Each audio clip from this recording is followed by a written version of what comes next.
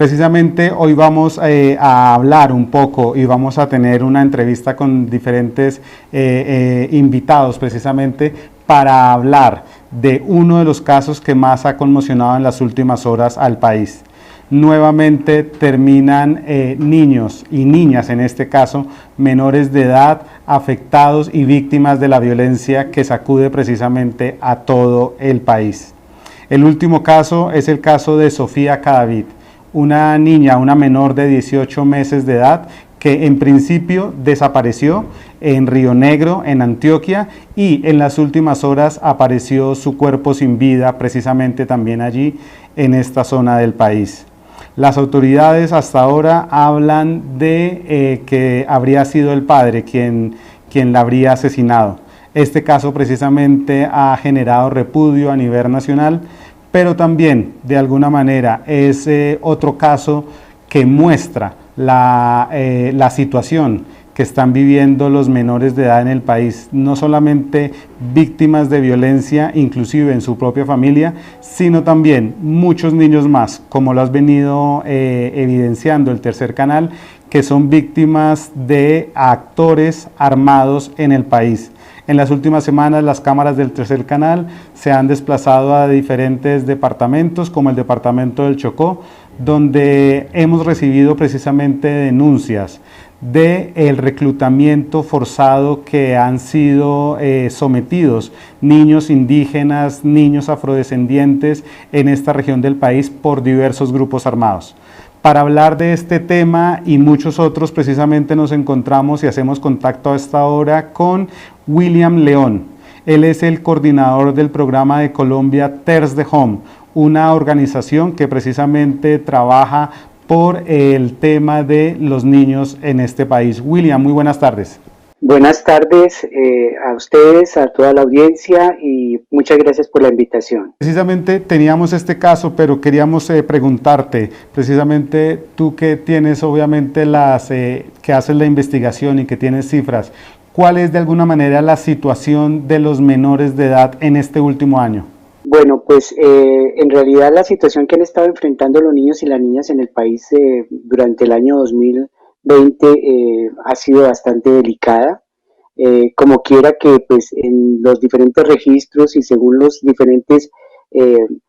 situaciones que afectan a los niños y las niñas en el país, los índices siempre han aumentado fuertemente. Se destacan mucho casos de asesinatos, la muerte de muchos niños y niñas jóvenes en hechos de masacres, el reclutamiento forzado y la utilización de niños y niñas, que ha sido también un factor que se ha aumentado bastante considerablemente, asociado mucho con la reconfiguración del conflicto armado en nuestro país. Igualmente también muchos casos de violencia sexual, de los cuales han habido algunos que ya a nivel de los medios se han difundido fuertemente y que pues han trascendido pues también estos ámbitos de la realidad solamente colombiana. Situaciones de desplazamiento forzado que han aumentado fuertemente con estos niveles de confinamiento en medio de la presión y de las disputas territoriales de los diferentes grupos, y que han obligado a que muchas familias hayan vuelto otra vez a adelantar estos ejercicios de desplazamiento para poder preservar sus vidas. Situaciones de violencia policial y de criminalización de la protesta. Este es un elemento que, digamos, en el último año ha tomado mucha más relevancia, no solamente asociado al tema de la situación del COVID, sino también a una acumulación de tensiones fuertes entre el Estado y pues las organizaciones sociales y políticas en el país, en donde la población juvenil es un actor principal en estos hechos. Al mismo tiempo es importante como destacar cómo la situación que están enfrentando los niños y las niñas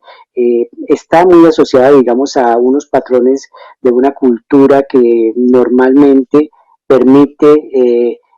y tolera estos actos de violencia que empiezan simplemente con el acto simbólico del regaño, del grito, y pasan por la palmada, y después es el permitir o el omitir la forma de atender, digamos, ciertas obligaciones que tienen tanto los adultos como las autoridades con los niños, las niñas y los jóvenes. Una situación que desafortunadamente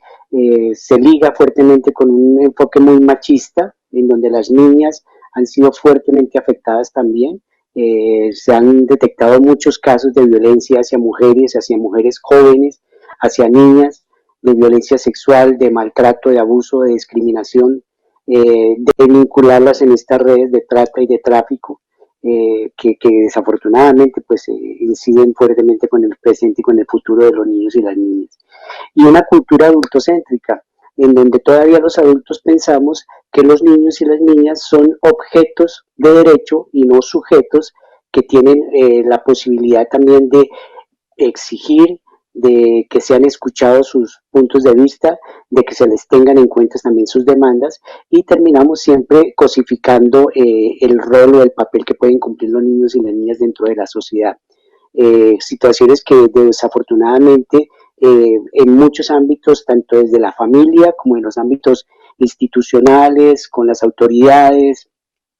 con las entidades del control y de la vigilancia, que terminan subvalorando el potencial que tienen los chicos y las chicas para pues participar, para poder proponer y también para poder protestar, porque pues en nuestro país también está consagrado este derecho a la libre expresión, pero al mismo tiempo también a la protesta, que infortunadamente no se tiene en cuenta con esos dos elementos que ya he enunciado, un machismo muy marcado y un adultocentrismo que impide que los niños, las niñas y los jóvenes puedan tener escenarios de participación reales y que se conviertan en que sus demandas sean recogidas y atendidas por las diferentes instancias de la sociedad. Precisamente a esta hora Julia Castellanos, una investigadora del Observatorio de Niñez y Conflicto Armado de Quálico, precisamente para analizar un poco mejor la situación real de los niños en el país en este año, precisamente luego de la desaparición y muerte de Sofía Cadavid, una niña de 18 meses que apareció muerta en extrañas circunstancias. Las autoridades hasta ahora hacen la investigación del caso y reportan que habría sido el propio padre quien la habría asesinado. Esto es un poco la situación a la que se enfrentan los jóvenes, pero también queremos precisamente hablar de muchos más niños. No solamente en ciudades capitales, sino en zonas rurales donde precisamente están siendo víctimas de reforzamiento forzado. Para eso saludamos a Julia Castellanos. Julia, buenas tardes. ¿Y cuál es la situación de los niños en el país? Bueno, muy buenas tardes. Muchas gracias a ustedes por la invitación. Tenemos que señalar con gran preocupación que la situación de los niños y niñas en Colombia sigue siendo altamente preocupante, sigue estando en alerta roja el cumplimiento de sus derechos. Ya en la entrevista anterior veíamos un panorama del escenario y efectivamente en Colombia la vulneración de derechos sigue siendo recurrente. El caso que tuvimos con el que nos levantamos digamos estos 2 días frente al asesinato de una niña de 18 meses no es el único a nivel nacional y evidencia, digamos, por lo menos algunas de las cifras alarmantes que deberían, digamos, generar un tipo de repudio de parte de la sociedad. Entre ellas que por lo menos 37 niños y niñas son agredidos sexualmente cada día en Colombia. Adicional a eso, desde el observatorio ya hemos venido alertando y reportando la situación que viven los niños en zonas rurales y en contextos regionales que tienen participación activa de los actores armados. Identificamos que por lo menos durante el primer semestre del año se evidenciaron 100 eventos de conflicto armado que afectaron de manera directa a niños, niñas y adolescentes en todo el país. Y estas afectaciones se dieron en situaciones como ataques a escuelas y hospitales, bloqueos y suministros con confinamientos completos de comunidades indígenas y afrocolombianas, particularmente del Pacífico colombiano, vinculación a grupos armados por reclutamiento. Allí es muy alarmante porque identificamos 40 eventos que por lo menos afectaron hasta 30 de junio a 198 niños, niñas y adolescentes. Estamos ya haciendo la verificación del segundo semestre y parece que la situación no cambia. Una situación preocupante. También queremos señalar que este escenario escenario de pandemia que nos ha sugerido un cambio en las dinámicas y digamos en las acciones que como sociedad estábamos acostumbrados a realizar, suponen también una serie de riesgos, entre ellos, por ejemplo, los casos de violencia intrafamiliar que crecieron exorbitantemente durante este periodo y en los cuales el mayor número de personas afectadas son niños, niñas y adolescentes. Y sumado a ello, el cierre de las escuelas implica también unos riesgos complejos para los niños y las niñas que lastimosamente no están seguros en sus casas, no tienen sus escuelas y quedan también en el expendio, digamos que digamos, a la posibilidad de que estos actores armados ejerzan algún tipo de presión, algún tipo de coerción para que sean llevados al grupo armado. Quiero señalar aquí algo muy importante y es que no solamente los niños y niñas colombianos se ven afectados por esta situación, tenemos un gran número de niños y niñas en condición de migración y refugio, pasando por los pasos fronterizos irregulares que llegan de manera permanente a este país y se ven enfrentados a este escenario.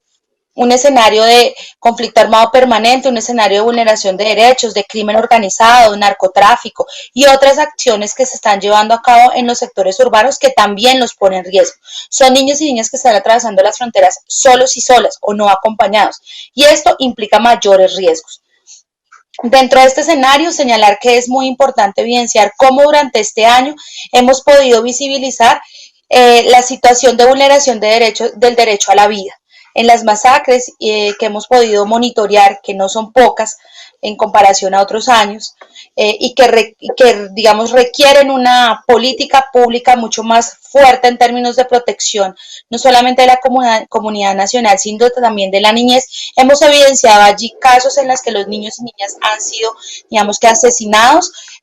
a causa de estos actores armados que persiguen de manera sistemática, por ejemplo, a líderes y lideresas y a otras comunidades, entre ellos, digamos, también a jóvenes en diferentes sectores del país. Desde la coalición contra la vinculación de los niños, niñas y adolescentes, hemos venido exigiendo y promoviendo espacios de participación en donde, como se decía en el momento anterior a esta entrevista, los niños y niñas sean considerados como sujetos de derechos. Tenemos que hacer ese cambio conceptual, epistemológico y cultural que nos permita abonar de manera significativa su protección en articulación con ellos y no solamente viéndolos como ese objeto al que tenemos que salvaguardar de este escenario, sino más bien como ese sujeto con el que de manera acompañada debemos proteger su vida. En esta transmisión del tercer canal, La Voz de los que no tienen voz, hablando un poco de la situación de los niños, niñas y adolescentes en el país, víctimas un poco de violencia.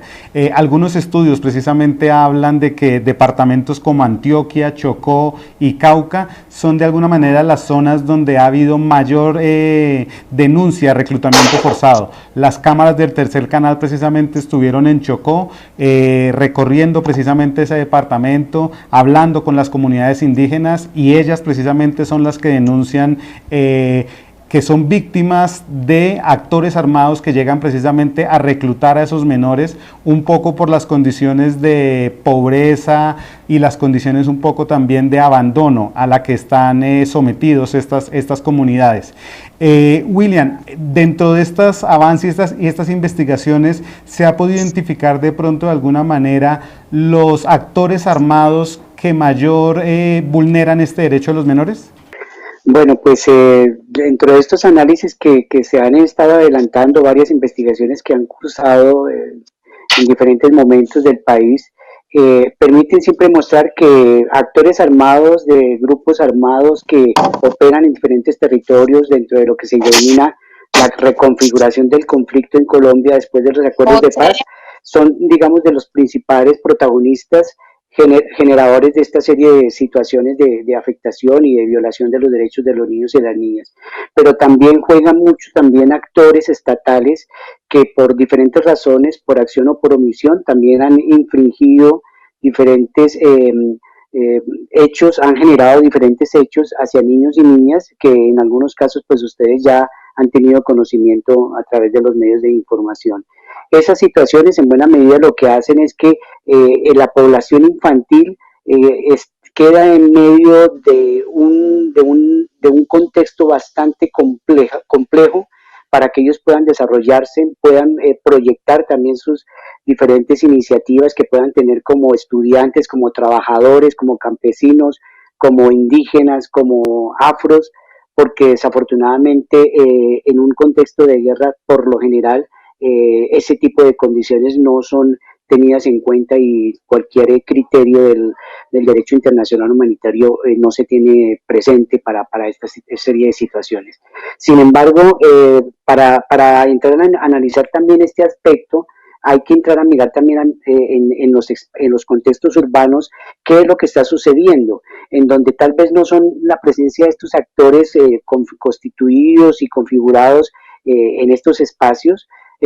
pero sí juega mucho esa mentalidad que tienen normalmente o desde el establecimiento o desde la cultura familiar, social, que de una u otra forma invisibiliza ese rol que pueden tener los niños y las niñas en torno a su realidad. En ese sentido, muchas organizaciones hemos estado insistiendo para que parte del Estado, de parte del gobierno, de parte de las organizaciones de la sociedad civil, de las entidades públicas y privadas, se entienda que nuestro país desde hace ya varios años ha ratificado un elemento fundamental que es la Convención Internacional de los Derechos del Niño y de la Niña, en donde juegan principalmente dos grandes elementos que siempre hay que tener presente, de que en todo tipo de situación prevalece el interior superior del niño, entendiéndose al niño y la niña. Y ese interior superior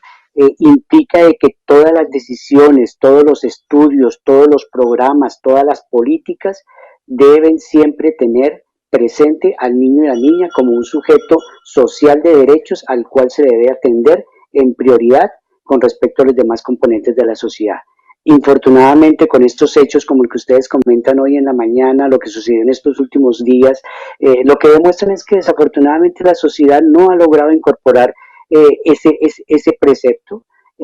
Desafortunadamente naturalizamos todo hecho de violencia. Ya para nosotros una masacre a 65 masacres da lo mismo. Al final de cuentas son cifras, pero desafortunadamente dentro de todos estos hechos de violencia, de exacerbación de una cultura de violencia que desafortunadamente va creciendo en nuestro país o se ha ido enseñoreando en los diferentes establecimientos de la sociedad, generan esta serie de efectos en la realidad de los niños y las niñas. Las cifras son alarmantes, son preocupantes. En algunos países, con la muerte de uno o dos jóvenes en protestas sociales, se cayeron ministerios, se cayeron presidencias de república, como sucedió en el Perú. En nuestro caso, desafortunadamente, esta situación no pasa y desafortunadamente ese presente y ese futuro de los niños y las niñas sigue siendo bastante incierto porque como sociedad no hemos logrado ponerlos en el lugar que les corresponde como sujetos sociales de derecho desde una perspectiva de ese interés superior del niño y la niña.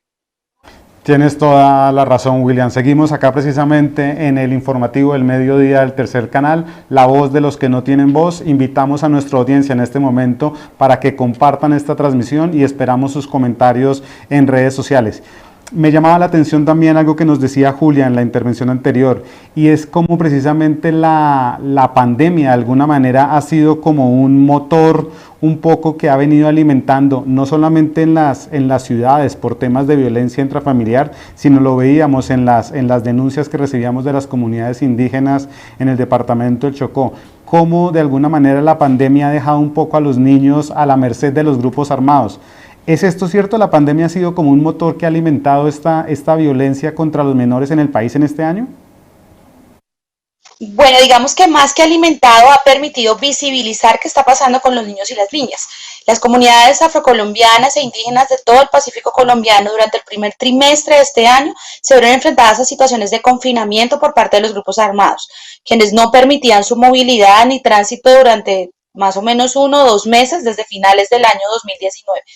Y en marzo del 2020 llega toda la situación de pandemia que los vuelve a confinar con el actor armado en el escenario y que pone, digamos, sobre la mesa una acción y es cerrar las escuelas. Las escuelas en Colombia, en algunos escenarios y quizás en muchos de los escenarios, las escuelas se han convertido como en esos espacios de protección, en esos espacios que permiten a los niños y las niñas tener algún tipo de seguridad, digamos, frente a las situaciones que están pasando. Al estar cerradas las escuelas, a tener unas dinámicas violencia intrafamiliar, de violencia socioeconómica debido también a la situación de pandemia, pues esto efectivamente permite que los niños y las niñas vean en los actores armados una salida. Y aquí quiero ser enfática en algo, el reclutamiento forzado no necesariamente tiene que decir que al niño se lo llevaron a la fuerza, lo amarraron y se lo llevaron al grupo armado. Quiere decir que existen todas unas causas estructurales que como sociedad y como Estado no estamos garantizando, o sea, no estamos garantizando sus derechos y por ellos los niños y las niñas, algunos terminan decidiendo irse para algún grupo armado. O en su defecto, los grupos armados a través de persuasión, engaño y coerción se los llevan a engrosar sus filas.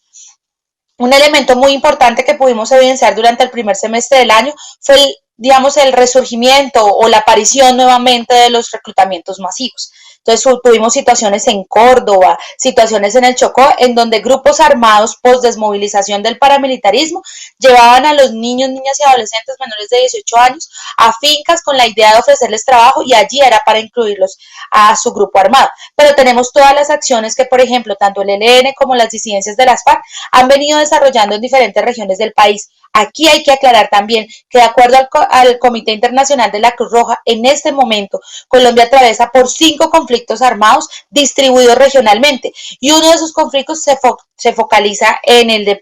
los departamentos del Pacífico. Tenemos conflicto armado en el Catatumbo que coge toda la parte del norte de Santander y Arauca, zona fronteriza. Tenemos conflictos focalizados en Meta, Caquetá, Guaviare y Vaupés. Todo el Bajo Cauca antioqueño también tiene una dinámica muy compleja de conflicto armado, en las cuales son los departamentos en donde tenemos las mayores alertas, tempranas por parte de la Defensoría. Hasta octubre de 2020, la Defensoría del Pueblo había generado 87 alertas relacionadas a temas de posibles riesgos de reclutamiento para niños, niñas y adolescentes, tanto colombianos como migrantes o en condición de refugio en estos territorios. Entonces, digamos que allí es muy importante evidenciar que más que la pandemia sea el impulsor de estas dinámicas, la pandemia lo que hizo fue visibilizar estos escenarios que muchas veces son ocultados por las institucionalidades, por los intereses económicos, por los mismos actores armados y muchas veces por algunos medios. Por estos aportes que tú nos ayudas para el tercer canal un poco analizar la situación de los menores. ¿Qué podemos decirle de alguna manera a la sociedad precisamente para evitar estos casos de violencia intrafamiliar que al parecer pudo haber sido una de las causas del asesinato de Sofía Cadavid? Bueno, pues yo creo que acá hay que hacer un llamado al repudio pleno de cualquier acción violenta contra un niño, niña o adolescente. Hay que hacer un llamado a la institucionalidad a fortalecer las acciones de protección y prevención para que estos hechos no sigan presentándose. Hay que hacer un llamado como adultos a que dejemos de ver a los niños y las niñas solamente como un objeto de protección, sino que seamos capaces de verlos como ese presente y ese futuro. De lo contrario, esto sería, un acabose para la humanidad. Yo creo que es muy importante también que se visibilicen los hechos, pero se visibilicen sin morbo, sin sensacionalismos, sino como una fractura que está sucediendo en esta sociedad que no está cuidando a los niños, niñas y adolescentes. Una sociedad que no le importa que un niño, niña o adolescente sea víctima de estos delitos. La violencia intrafamiliar también está asociada a otras grandes situaciones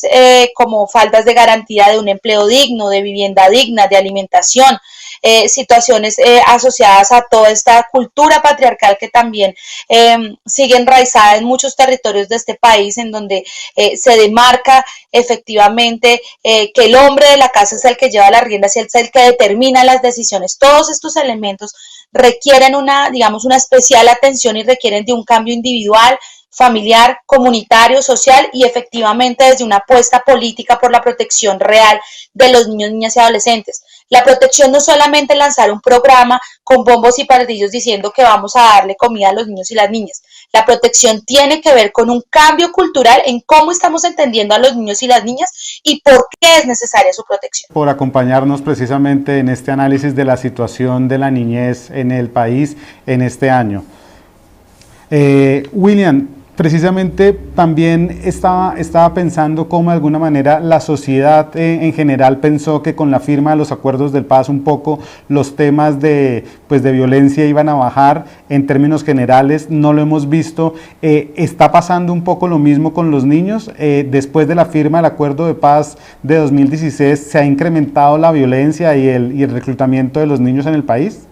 Sí, pese a que, digamos,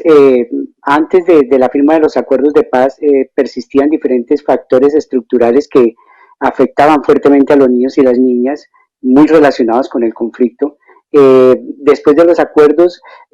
se dieron ciertas condiciones en algunos territorios en donde las mismas comunidades, pues de algunas de las que nosotros acompañamos en territorio, en el terreno, identificaban que se generó un ambiente como de calma y cierta tranquilidad para que los niños y las niñas pudieran hacer desplazamientos en sus territorios de una forma un poco más tranquila, con más seguridad y cierta confianza frente a lo que sucedía en su comunidad y en su territorio. Sin embargo, estos factores realmente no, esta Pax calma que se dio durante un buen tiempo, no duró mucho. Ese tiempo realmente se fue poco a poco copando, opacando por la presencia de otro tipo de actores que quisieron hacer parte y quieren hacer parte de la reconfiguración de los territorios con otros propósitos diferentes a los que las mismas comunidades se han planteado, y se ha vuelto otra vez a dar casos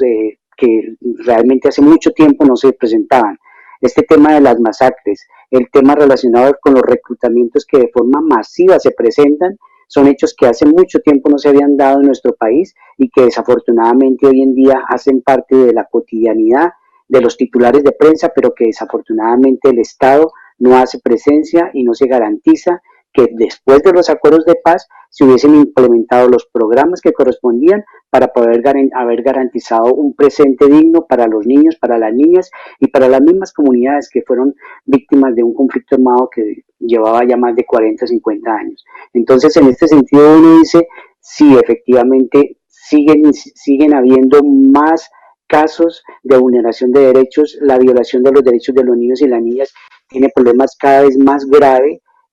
Se ha reconfigurado este conflicto de tal forma en el cual ya incluso es muy difícil poder identificar cuáles son los actores que participan dentro de esta serie de hechos. Anteriormente se tenía más o menos claro identificado estos actores armados que eran los que operaban. Hoy en día ya simplemente son grupos armados organizados, porque ya no se sabe exactamente mucho esa relación o esa afinidad, ya sea social, política, ideológica, y eso genera, digamos, una situación de caos y de inseguridad para las mismas comunidades.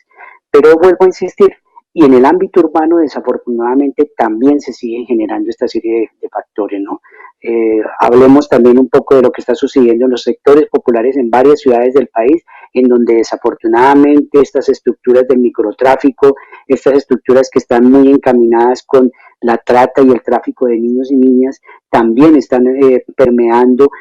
los espacios que tienen las comunidades en los barrios, y desafortunadamente muchos niños y niñas terminan siendo vinculados, cooptados o reclutados por este tipo de grupos que exacerban y que le ponen más gasolina a este ambiente de violencia que desafortunadamente en nuestro país de nuevo está tomando niveles muy preocupantes.